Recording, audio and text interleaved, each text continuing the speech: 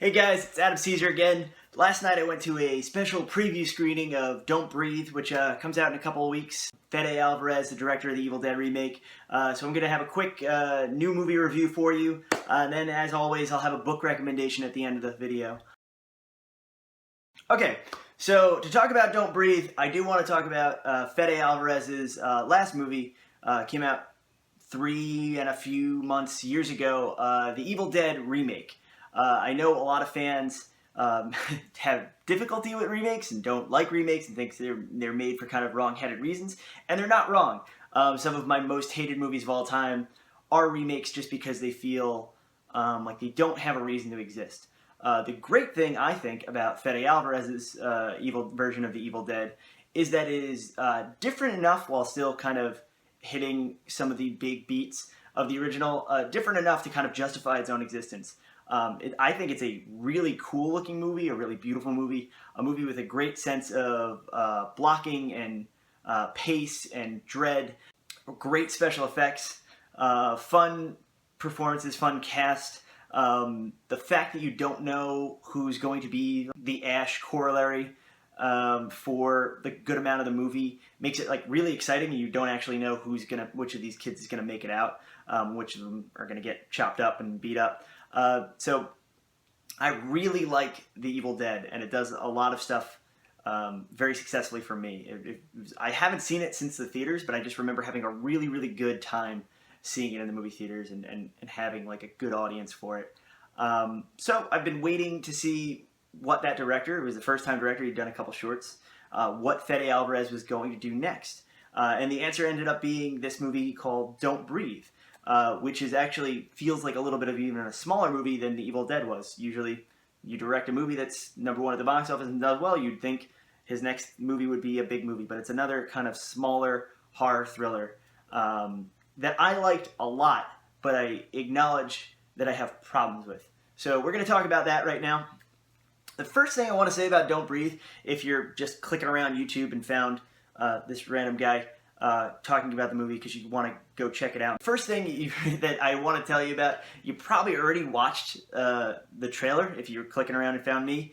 I would say if you haven't watched the trailer yet for this movie, or if you've seen like TV spots or commercials or whatever, if you're sold on the concept, if you like the idea of it, don't watch the trailers. They give away a good amount of like the first 2 acts, and it plays it in order. And a lot of the jump scares, and a lot of the set pieces, and there's kind of a twist at the second beginning of the 3rd act that is totally given away if you're watching the trailer, and if you're kind of putting 2 and 2 together, you see it in the trailer. So I would recommend don't watch that trailer.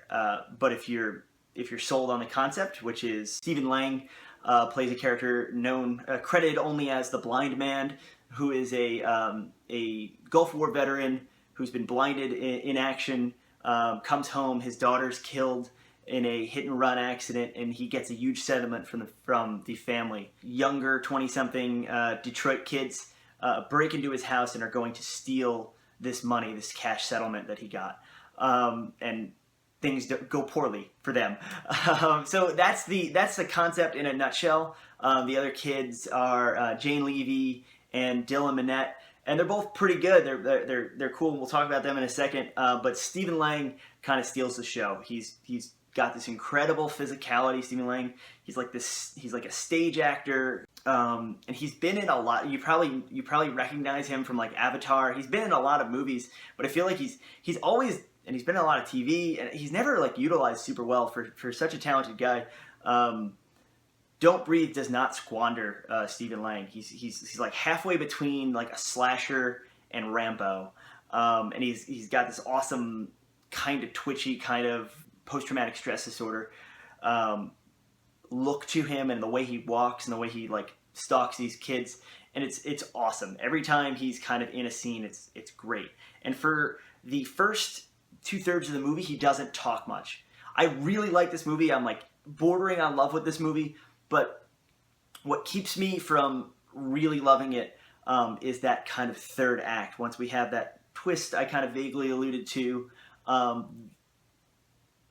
the great thing about the first 2/3 of the movie is that the blind man and the kids both have like really sympathetic reasons for doing what they're doing, and you can kind of see both sides of it. And it just seems like it's gonna play like a '70s thriller. It's almost like reverse Wait Until Dark, where Wait Until Dark has a blind woman kind of terrorized in her own home by three thieves.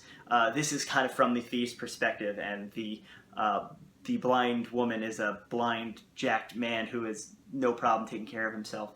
But it seems like it's going to kind of go in that cool, tight, stripped-down '70s thriller direction, and then there's something happens that it becomes a different kind of movie. It becomes a much bigger, a much crazier, a movie that people are going to want to like tweet about and like, throw popcorn at the screen kind of for the last third of the movie.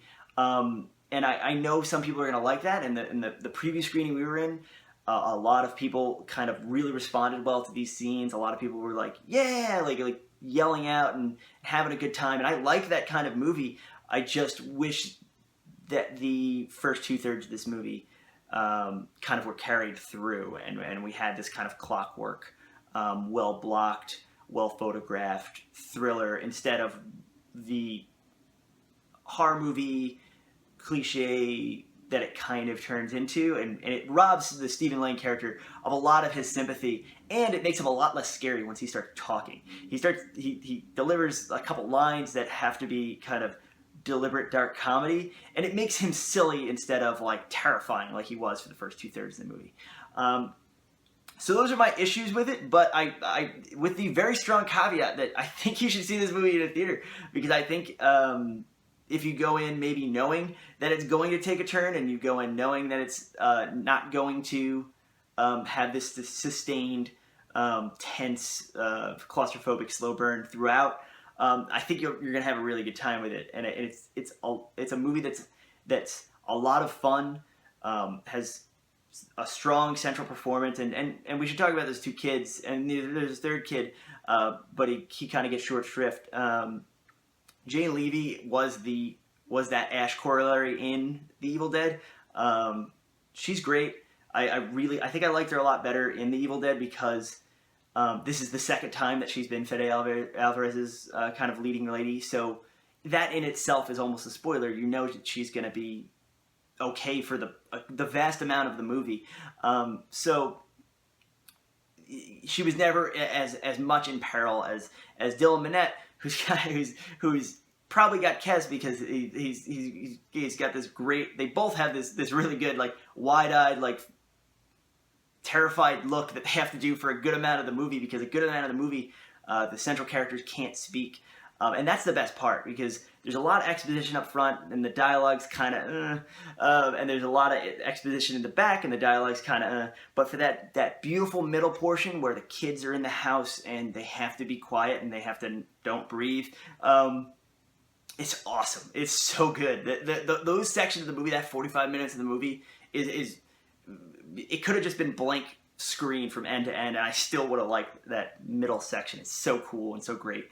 So yeah, that's the movie. Those are my thoughts about it. Hopefully spoiler free. You should go check it out when it comes out. I think it's August 23rd. It's really good. Go that first weekend so you get a good crowd, because it's a movie that plays well with people screaming and being upset. Hopefully your theater has good sound, because that's a big part of this movie, is just like sound and then the absence of sound. There's moments that are almost completely silent, no soundtrack, no nothing. They're great. That are like really get you on the edge of your seat. A lot of the people I saw it with, it didn't work as well for them. They kind of maybe couldn't get over that initial hurdle of exposition and stuff like that. But for me, that pure cinema, 45 minutes in the middle is just as good as anything in the Evil Dead remake, which I liked a lot. So I really want more Fede Alvarez movies. So hopefully it's not another 3 years before we get one, because this is pretty great. For the book recommendation this week, I'm going to go a little on the nose, because the kind of war veteran going crazy and killing people is its own subgenre. I mentioned Rambo. But the book I want to recommend is Jack Ketchum's Cover. Jack Ketchum wrote The Girl Next Door and The Woman with Lucky McKee, adapted into the movie the same name.